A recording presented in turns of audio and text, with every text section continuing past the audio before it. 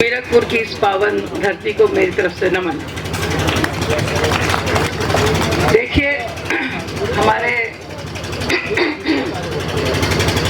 आज बड़ा हर्ष का विषय है कि आपके चैंपियन साहब जो आपके बीच से कुछ दिन के लिए चले गए थे, उनको हम आज फिर से आपके बीच में लेकर आए हैं।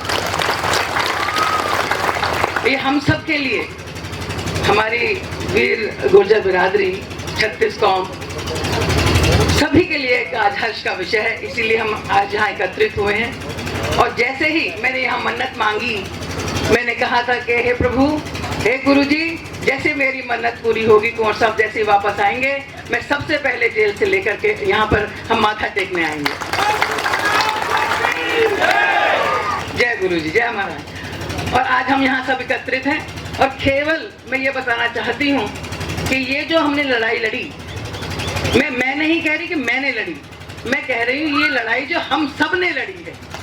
आप श्रेय मुझे दे रहे हैं, उसके लिए बहुत बहुत आभार आपका। लेकिन ये लड़ाई मैं अकेले लड़ नहीं सकती थी। इस लड़ाई में मेरे सभी भाइयों ने, मेरे बुजुर्गों ने, मेरे बड़ों ने, मेरे बच्चों ने, सभी ने मेरा साथ दिया।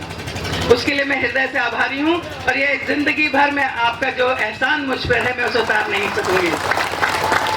जिस तरीके से आपने हमारा साथ दिया, मेरा साथ दिया, चैंपियन साहब का साथ दिया।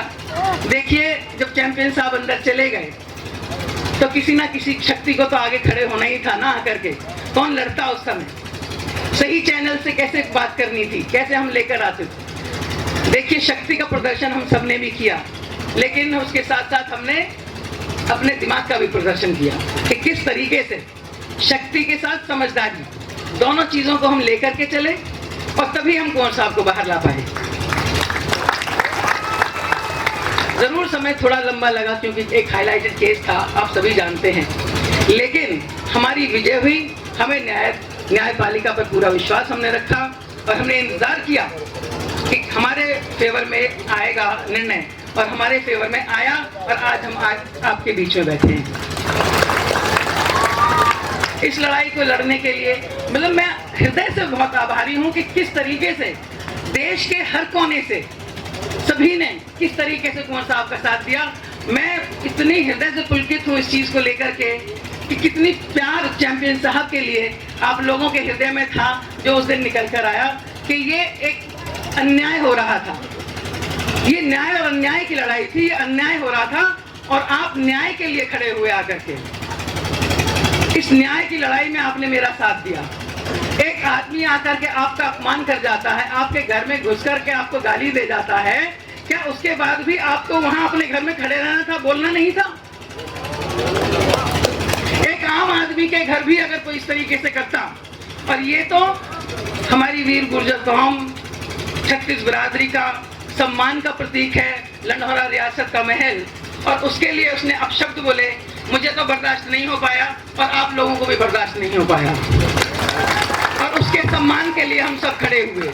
एक आम आदमी जिसकी कोई औकात नहीं है, वो आकर के आपके घर में गाली देकर चला जाए, क्या उसके बाद भी आप हाथ पे हाथ रख के बैठे रहते? हाथ पे हाथ रख के बैठने वाले तो हम लोग नहीं है साहब। हमारी बिरादरी कह लीजिए या क्षत्रिय कौम कह लीजिए।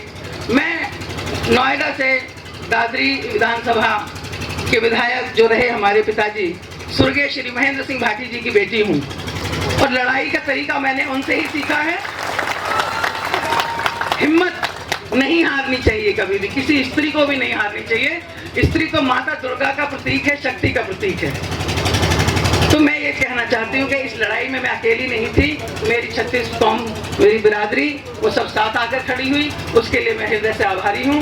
और इस जीत में मेरा अकेली का योगदान नहीं, मेरी सारे हमारे बुजुर्ग, हमारे बच्चे, हमारे साथी, उन सबका सहयोग के साथ हम इस जीत को जीते।